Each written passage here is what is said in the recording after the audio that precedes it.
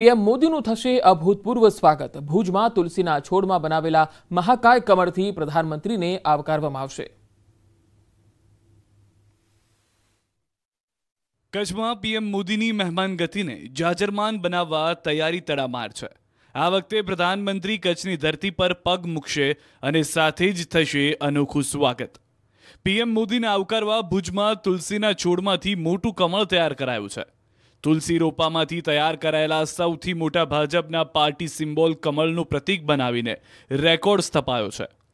Bhuj hill garden ખાતે કચ્છના સાંસદ અને તેમની સંસ્થા દ્વારા યોગ કરી ઉજવણી કરાઈ હતી। સાથે ભાજપના સિમ્બોલ એવા કમળને તુલસી રોપામાંથી તૈયાર કરી વર્લ્ડ રેકોર્ડ ઓફ ઇન્ડિયામાં સ્થાન મળ્યું છે। 30 ફૂટ પહોળા અને 25 ફૂટ લાંબા આ પ્રતીકને તૈયાર કરતા 3 દિવસથી વધુનો સમય લાગ્યો।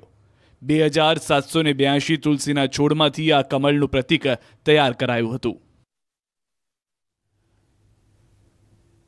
પીએમ મોદી આજથી 2 દિવસ ગુજરાતના પ્રવાસે આવી રહ્યા છે। ગુજરાતની મુલાકાત દરમિયાન પ્રધાનમંત્રી મોદી કચ્છ જિલ્લાને વિવિધ પ્રકલ્પોની ભેટ પણ આપશે। પીએમ મોદી 28મી ઓગસ્ટે કચ્છ જિલ્લામાં વિવિધ વિકાસ કાર્યનું લોકાર્પણ અને ખાતમુહૂર્ત કરશે, જેમાંનું એક એટલે સ્મૃતિવન। 26 જાન્યુઆરી 2001ના આવેલા ગોજારા ભૂકંપે કચ્છને ગમરોળી નાખ્યું અને તેમાં ભોગ બનેલા નાગરિકોની યાદમાં સ્મૃતિવનનું નિર્માણ થયું છે। સ્મૃતિવન બનાવવાનો નિર્ધાર તત્કાલીન મુખ્યમંત્રી નરેન્દ્ર મોદીએ કર્યો હતો। આ પ્રોજેક્ટને સાકાર કરવા માટે મુખ્યમંત્રી ભૂપેન્દ્ર પટેલના નેતૃત્વ હેઠળ રાજ્ય સરકારે ઉત્કૃષ્ટ કામગીરી કરી। સ્મૃતિવનમાં બનાવવામાં આવેલું વિશેષ મ્યુઝિયમ લોકો વચ્ચે આકર્ષણનું કેન્દ્ર બનશે।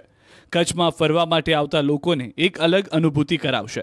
ભૂકંપ બાદના વિકાસ અને કચ્છની કુમારીને સમર્પિત વિશેષ મ્યુઝિયમને પીએમ મોદી ખુલ્લું મૂકશે। કચ્છમાં પગ મૂકવાની સાથે જ પ્રધાનમંત્રી વિકાસની ભેટનો પટારો ખોલશે।